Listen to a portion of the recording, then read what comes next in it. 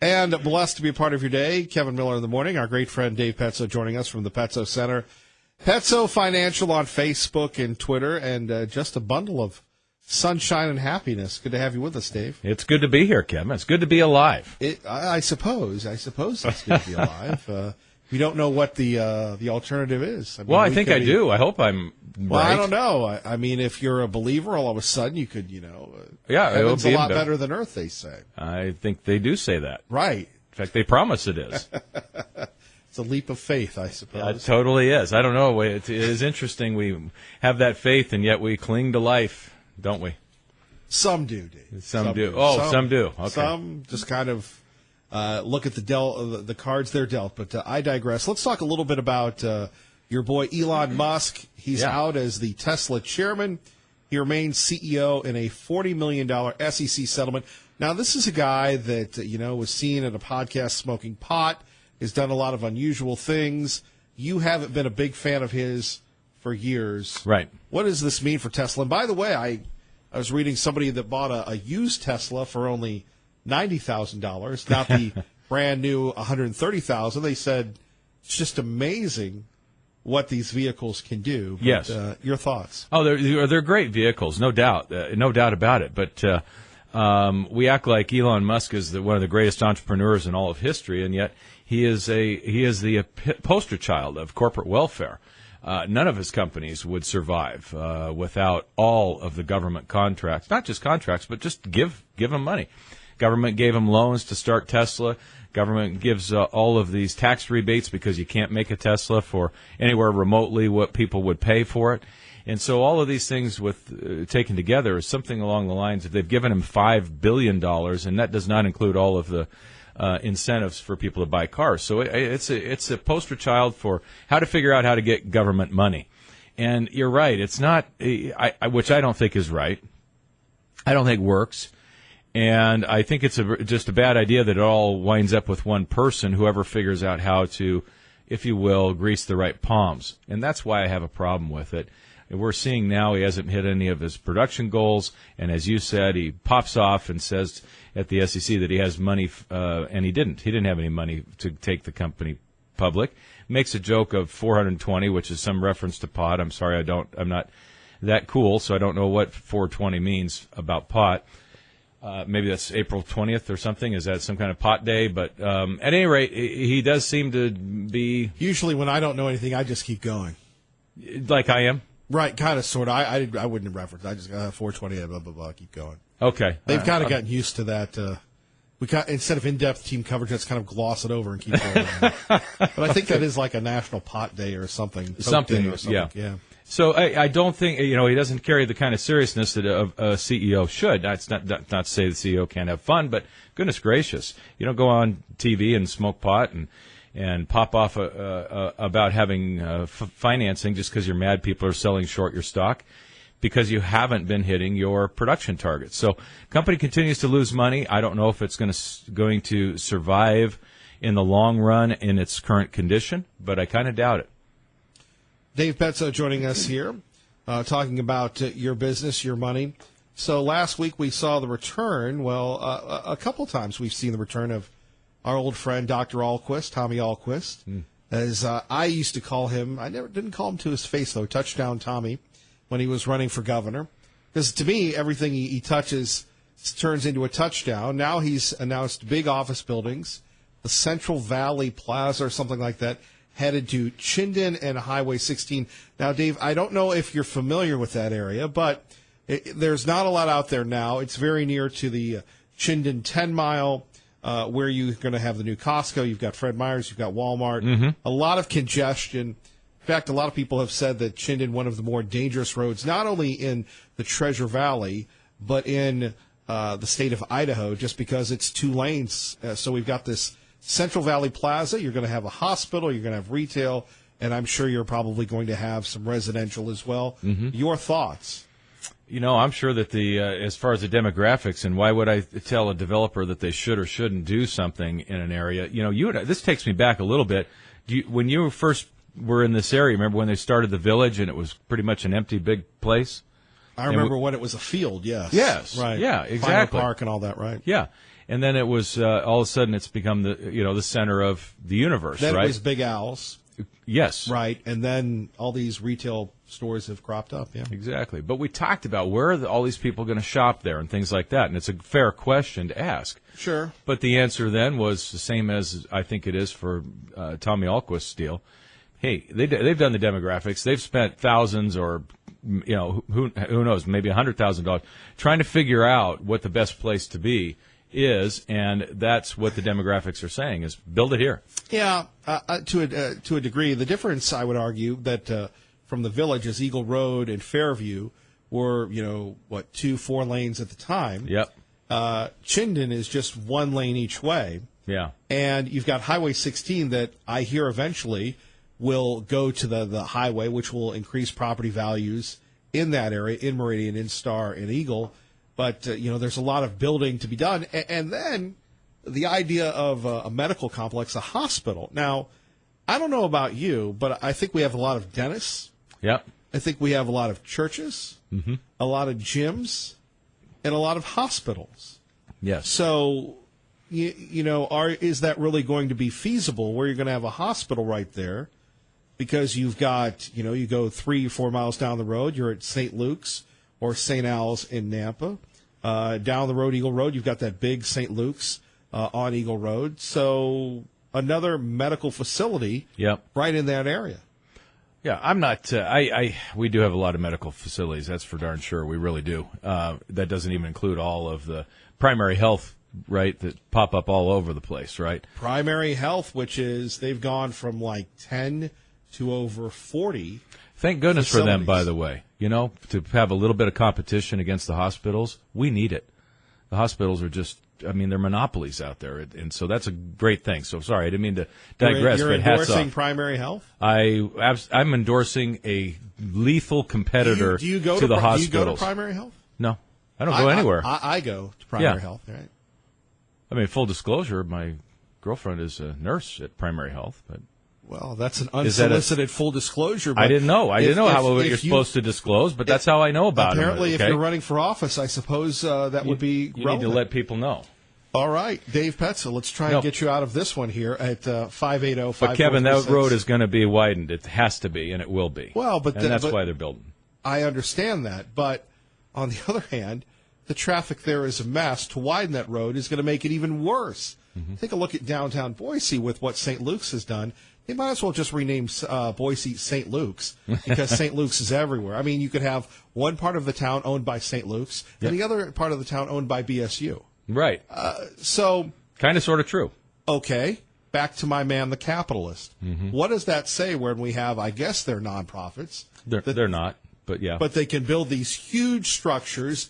Growth is going. They get great tax breaks. And, guys like you, other industrialists, not to be confused with Elon Musk, you play by a different set of rules. Yeah, we do, and it does make it hard. That's why I love places like Primary Health. Seriously, competing against the profitable not-for-profits that are out there. So I don't know what the deal is. I don't know why, as a society, we've always done this. But you can slap a not-for-profit and you avoid all property taxes. You take over all of downtown and don't pay any property taxes, don't pay any income taxes. And I'm sure they provide some indigent care for the community. I'm positive they do that. But I don't know that it offsets all that. I really don't feel like it does, and it really is a non-competitive environment. It's very hard to compete against somebody that doesn't pay taxes, that doesn't pay taxes in any way, shape, or form, and in fact is open to donations, let alone having to make profits. And that's why it is frustrating that the hospitals continue to expand, grow, and buy. It's great that they're buying equipment. That's good for all of our medical. But do they really have to stop and think about it and buy only the equipment that makes the most sense? I don't think they do. Our great friend Dave Petzel joining us, the Petzel Center, Petzel Financial, downtown Boise. Money Matters, Saturdays, 8 to 10 right here on KIDO Talk Radio. Here's a couple of issues that I'm just borrowing from the Idaho Business Review. Here's a couple. One, can Idaho leverage the problems of Silicon Valley? Now, I've never been to Silicon Valley because now I am an official mountain person, a person of the Treasure Valley. You are a mountain of a guy, Kevin. I am a You mountain. are. I am I don't want to say I'm the court jester of the mountain people, but let me just say this: that I'm getting more of a West Coast influence on my life. I've never really wanted to go to see Silicon Valley, but from what I understand, it's like the Gilded Age, which was an age in America where you had the great industrialists, the Industrial Revolution, but the facilities of like the Google, the Facebook, you just drive down the road. It's like Hollywood Boulevard for the tech. Yeah. Now, have you been there? I have, but not since they built the new Apple facility. So you understand what I'm saying? I do. Saying. You're right. It is. So here in Idaho, which is just blowing up with growth, we're bursting at the seams. Let me ask you this question from the IBR. Can Idaho leverage Silicon Valley's problems? Yes and no. Silicon Valley has distinct advantages, just like Hollywood does, because they make all the movies there. That's where all the people hang out. All the money people for Hollywood, if you will, all the producers, they're all there, all the talent. So when you go to a place like Silicon Valley, that's exactly what you're finding as well. You find all the people who have made their fortune doing, I don't know, whatever, YouTube or something like that. There's just billions of dollars floating around there looking for another startup. And so the startups have an advantage because they know that they can get in and find capital. It has advantages that nowhere else does, and that's the proximity of people who understand startups, who want to be part of it, who have expertise, who have contacts. All of that stuff is right there. But as far as for people that want to escape that, both from a cost perspective as well as I just don't want to be in this really weird, phony environment. And it is. It's all great, but it's very leftist, any more than if you wanted to be in an area that was only on the right. Then you would find people that were not diverse of opinion, and I don't think that's healthy for industries as well. So I see one of their great weaknesses is, in fact, that they are not diverse at all. They're diverse of color, or they proclaim they are. They're diverse of sexual preference, or they proclaim they are, but they're not diverse of thought. And that is the most important thing in business, and in my opinion, that's the most important part of diversity anyway. Boise and areas like Boise are very diverse in thought. Well, one would argue that Boise isn't. That Boise isn't? A lot of libs in Boise. I would agree with that, but that's also part of the reason why there is a lot of diversity in the Boise area. To be continued with Dave Petso next, KIDO Talk Radio. Back with our great friend Dave Petso, the Petso Center, Petso Financial. Phone numbers 580-5436, 580-KIDO. So another, like I said, I really love this publication. The IBR. Could Chobani go public? According to their CEO, maybe one day. But sometime, Dave Petso, maybe we should go and do a show from Chobani. You've got, let's see, they built this, what cost them over $400 million, a $1 million square foot yogurt plant. And believe it or not, that was 2012, 6 years ago in Twin Falls. I've often advocated that it should be here in the Treasure Valley. To our friends in Twin Falls, God bless them, but we don't live in Twin Falls. But this is just something, this whole Chobani thing. Now, you go to every congressional office, and you've been there, and what the first thing you see is a Chobani, right, a freezer or refrigerator. Would you like some yogurt? Yeah, right. Yeah. Anyway, your thoughts on Chobani and its growth and what it means for Idaho? Well, no, I think it's a great thing, and really was a boon to Twin Falls area having that plant. I believe it's Cliff Bar's there too, right? Yep. And so, Kevin, yeah, it was a big boon to that area. And I know you've always thought, well, why didn't we get it here? And that's a fair point. But I think to the credit of the state, to Governor Otter, the idea that they paved the way to get factories this big to be built here instead of somewhere else is really a tribute to the lack of red tape in Idaho. And one of the reasons that, even though we don't have a low-tax state, it's one of the reasons that businesses are locating here is because there isn't so much regulation. It doesn't take years and years. As you know, I was in New York not that long ago, and one of the things that Midtown? In Midtown. Financial District? Financial District is downtown. Same thing. Yeah, close. I'm not going to know the difference, Dave. I understand. I understand. And, yeah, so I could correct you anyway, even if I'm wrong. It doesn't matter. It doesn't matter. It doesn't matter. Doesn't matter. But was it J.P. Morgan? They are in Midtown, yes. Okay. And, but at any rate, Jamie Dimon talked about it. He says, you all are going to laugh, but it's not funny at all. It took 12 years to get permitting on a building to get repairs done on, or a bridge to get repairs done on a bridge. Now, that's New York. But he's right. We make jokes about government and how how impossible, how stupid they are, how red tape they are, and they are. Unless they take a step aside and decide that not everybody in every department is remotely important. What's important is to fix stuff and get stuff done. And in Idaho, the Governor Otter did that. And that's not what's being done in other states. So it really is something to see done as well as Idaho has. And you may or may not like Governor Otter, but this was an amazing get in a state that didn't give away a lot of tax breaks because we don't have them to give away. We have a fairly high tax state. But when we pave the way, people will come, and they did. And I think it's really an indication that there are multiple ways to sell your state on making it attractive for business.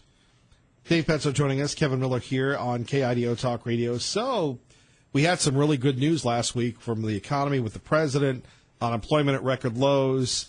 We just have the new NAFTA going on. What does that mean? Yeah, Kevin, it means more record highs in the market. It's amazing. I think we're going to see more record highs today. Market's up early.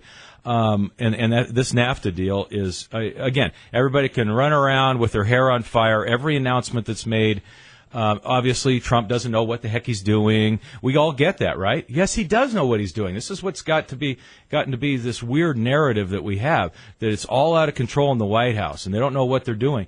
And now all of a sudden we have the European Union working towards zero tariffs. We have a brand new NAFTA deal. The only people out are China right now. That's going to put more pressure on them. And this has been going on for all of 6 months. It's just really quite a substantial change that's going on here. As far as economy going, Kevin, you just hit right on it. It's just on fire. We are looking at business R&D up 14%. Year to date, 14%. It's been years since we've seen numbers like this. And we've seen business production, industrial production up 19%. These are unbelievable numbers. In fact, on the industrial production side, we haven't seen that kind of growth. Capital spending numbers, we haven't seen that in 25 years. This is incredible. And so when people say all they're doing is spending all the money that they're making on stock buybacks and dividends, the answer is yeah, except for the 14% increase in R&D and the near 20% increase in capital spending. It is amazing. Business confidence record levels. Consumer confidence record levels. The economy is on fire. Traffic and weather together, KIDO Talk Radio. Let's Rick Everett. And back with Dave Petzo. Phone number is 580-5436, 580-KIDO. We're taking a look at just some of the national news here. And one of the things that continues to fascinate me is the millennials and the idea of when will they be an economic force. You've got this from CNBC. 46% of millennials say they need $1,000 to start investing. How much do you actually need, do you believe? Good question. $50 a month. $50 a month. $50 a month. What will that entail? What does that mean? It just means you can get started. It means you can simply start investing on a monthly basis. You can buy mutual funds.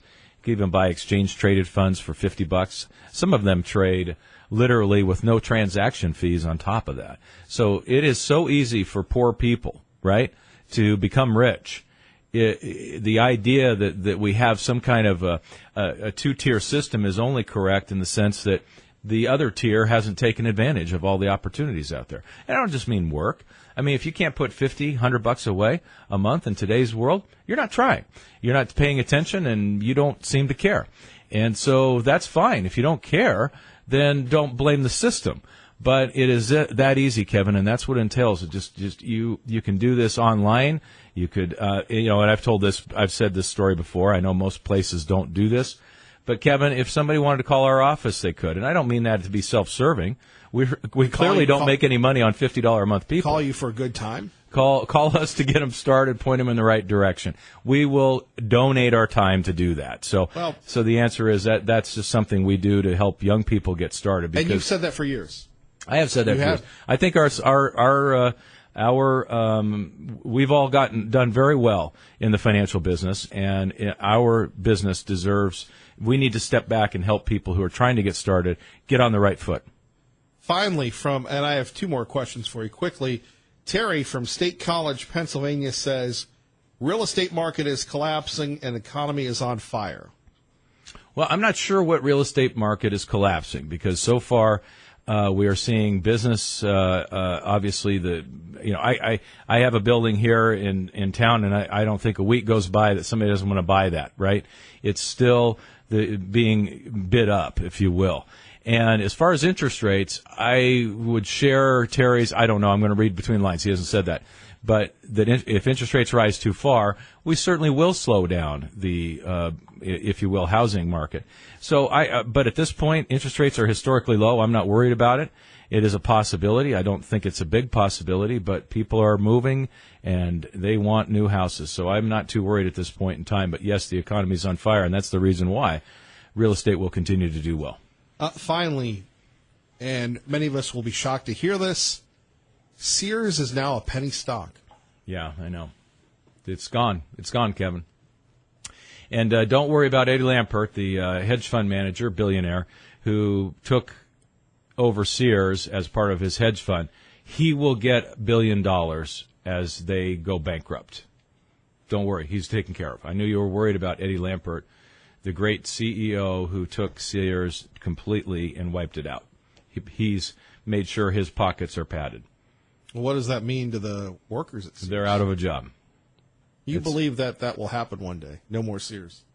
I have believed that for a long time. In fact, well, it's pretty clear there's not. I know you've believed that. So Sears goes the way of Kmart. And probably JCPenney's. And Montgomery Ward. And Montgomery Ward was, oh yeah, that's right. Remember the Ward's catalog growing up, yeah. Exactly. Yep. Dave Petzo, anything else you'd like to share with us? Kevin, things are good. Things are good out there, and it was nice to hear you talking. Not if you're... Not if you're Sears, that's right. You're right.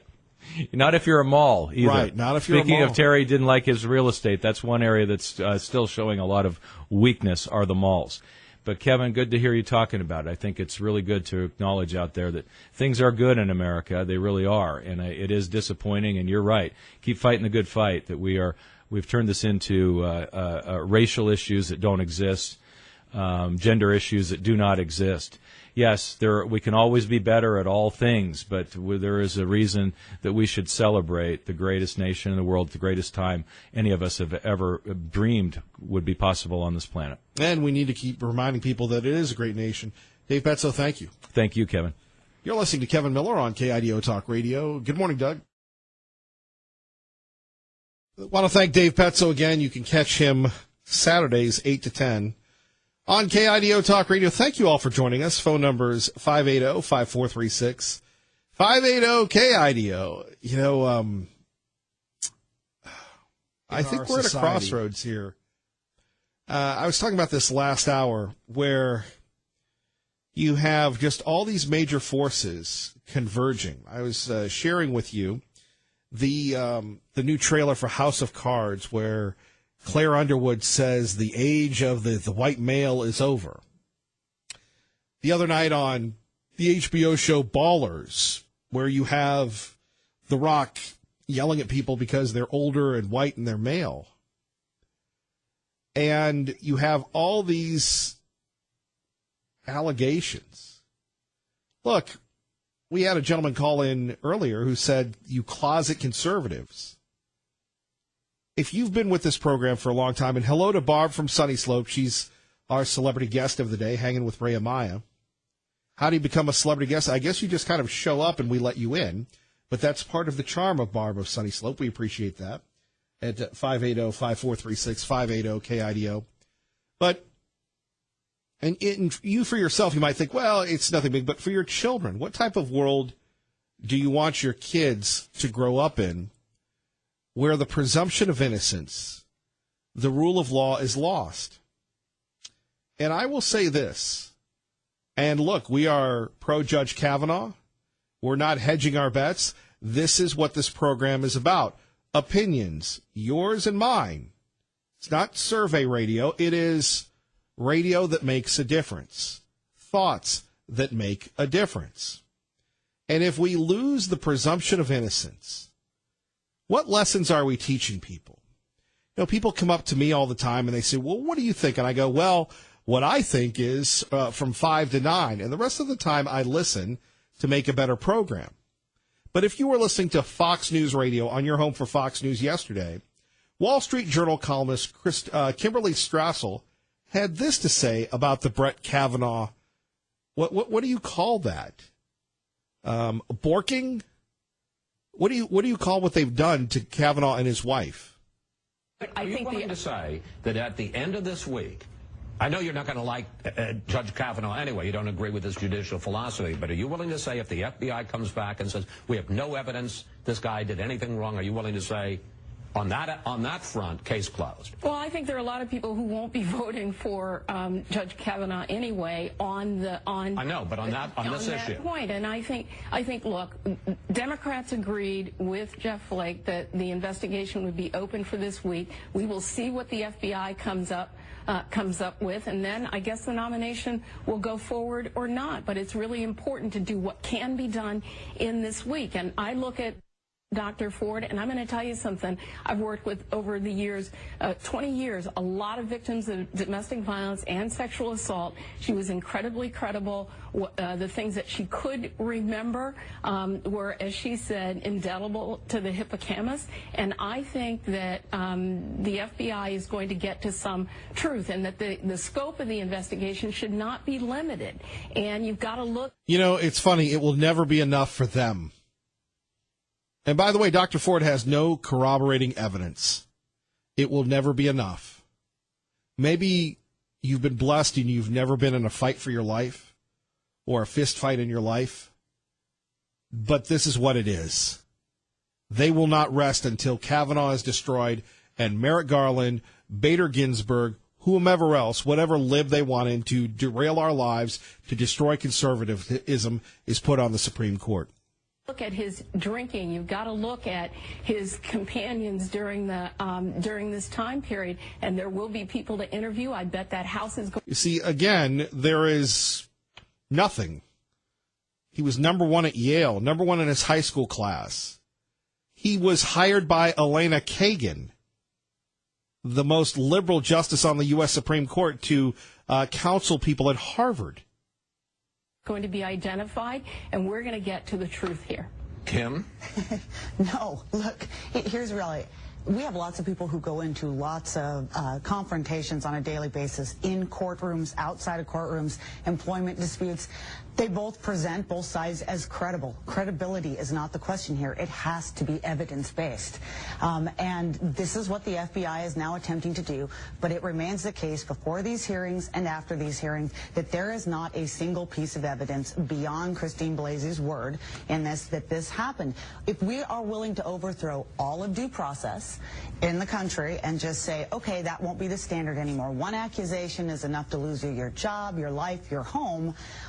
We've got some really big problems. So the FBI is going to go out there. You already see Democrats undermining the very FBI probe they called for, saying it's not long enough, it's not wide enough, it's not going to go on long enough.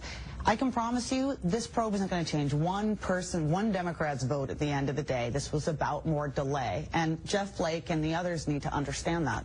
There we have it. Of course, you can catch Fox News Sunday every Sunday at 4 o'clock right here on KIDO Talk Radio.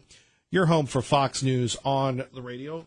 Let's go to Mark in Boise with Kevin Miller on KIDO Talk Radio. Good morning, Mark. Morning, Kevin. How are you? Not bad. Not bad. And you? Great.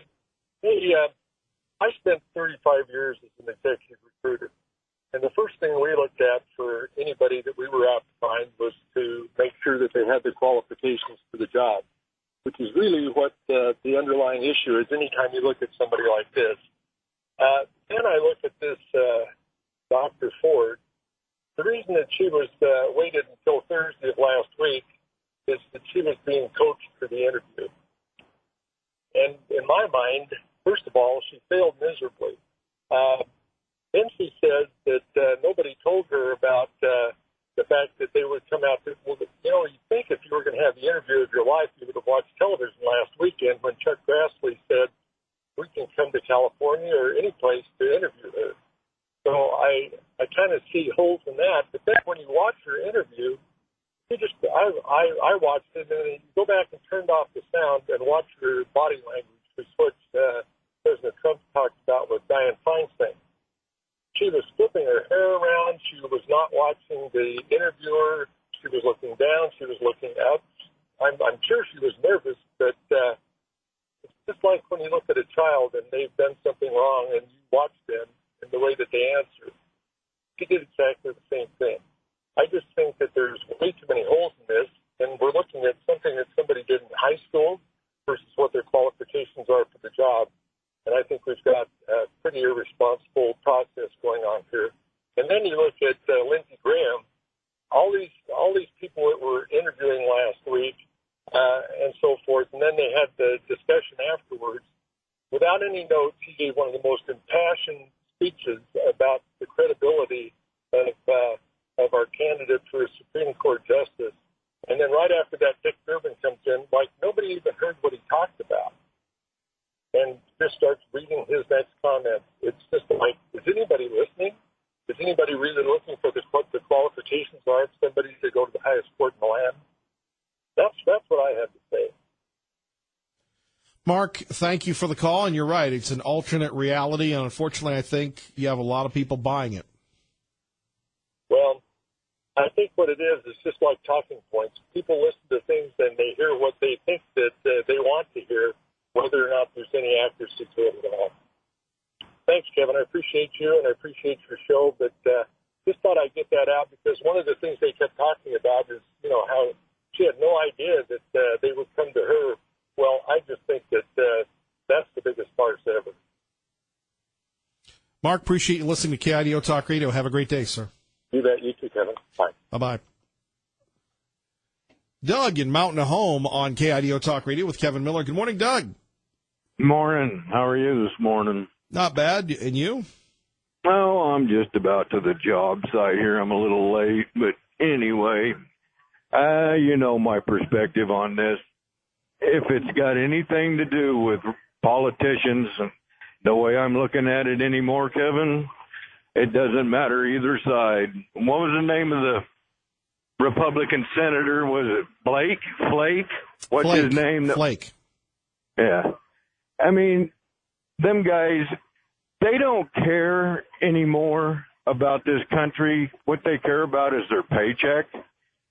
And whether they're in power or the Democrats are in power.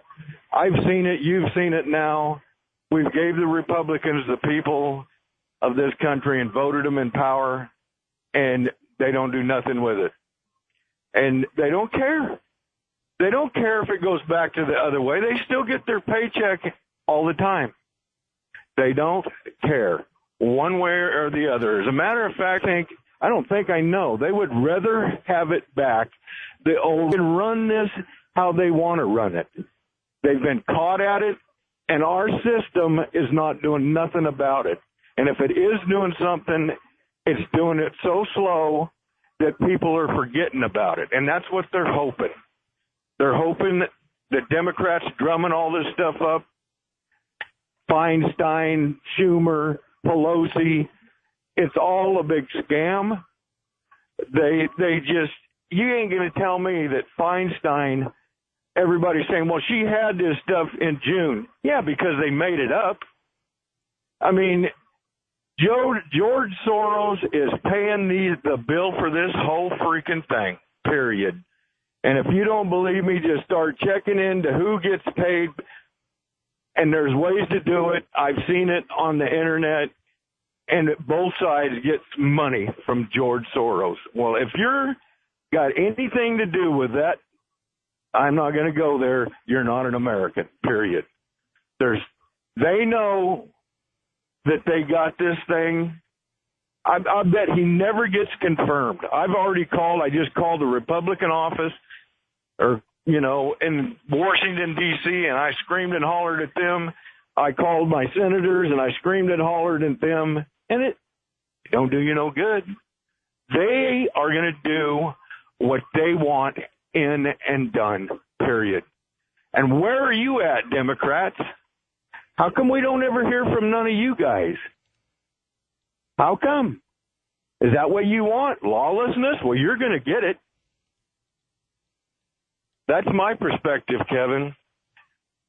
Doug, we appreciate it. Thank you. You have a good day at work. You too. Bye. Bye-bye. Let's go to Brian in Nampa. Brian, thanks for listening to KIDO Talk Radio. Good morning. Hey, Kevin.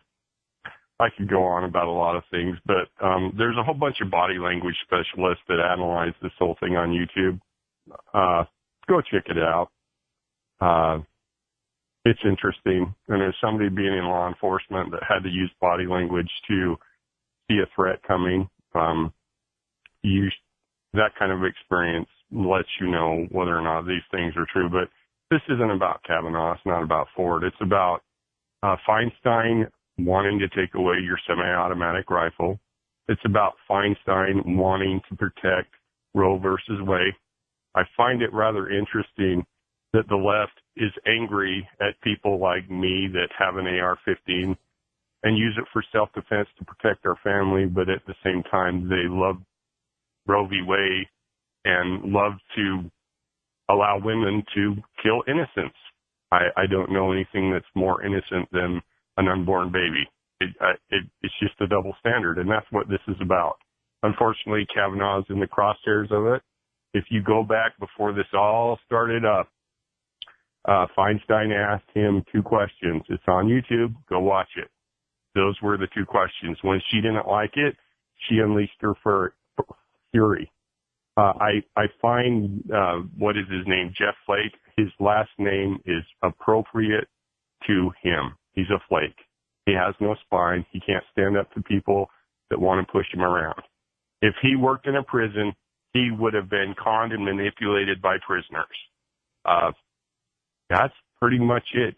I don't call Feinstein anymore. I call her the Wicked Witch of the West, like on The Wizard of Oz. Somebody please sprinkle some water on that lady because she's so evil she'll melt away.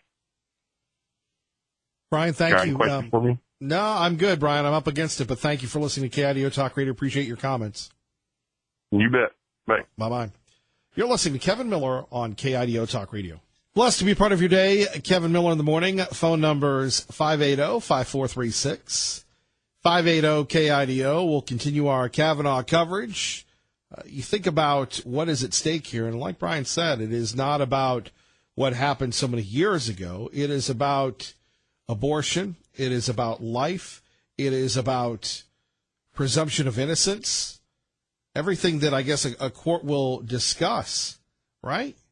And the media continues to pick sides on this. I'd like to find out who leaked the papers. Was it Senator Feinstein? Because certainly her body language was not exactly very good when they asked her that question. So I would like to find out, as part of it, who leaked the papers? Which Democrat leaked the papers? One thing you'll never hear or see a president or a politician do is speak the language of the people. Did you leak the document? What? No. No. I didn't leak. Well, wait 1 minute. Did we leak? No, we didn't leak it. Before we get to Max in Garden City, let's get you to work safely and on time. Zuri Gabbard. Max in Garden City, good morning. You know, it seems to me that we don't need to pay so much attention to Dianne Sweinstein or Darth Vader Ginsburg. We need to pay attention to party politics. It's illegal to be a member of ISIS. It's illegal to be a member of any of these groups like Al-Qaeda. Why can't we just make it illegal to be a member of a political party? Anytime people band together under a party banner, they forget what's good for America, and they want to know what's good for their party. And it's party politics that have led to the Kavanaugh roast, among other things. What is wrong with forcing Americans to get out of their stupor and vote for the individual, not for the party? And am I wrong? I mean, do you see the divisiveness of forming political parties, little pockets of mob rule that want to run the U.S.? You've called it, Max. Thank you. More coming up next. Kevin Miller, KIDO Talk Radio.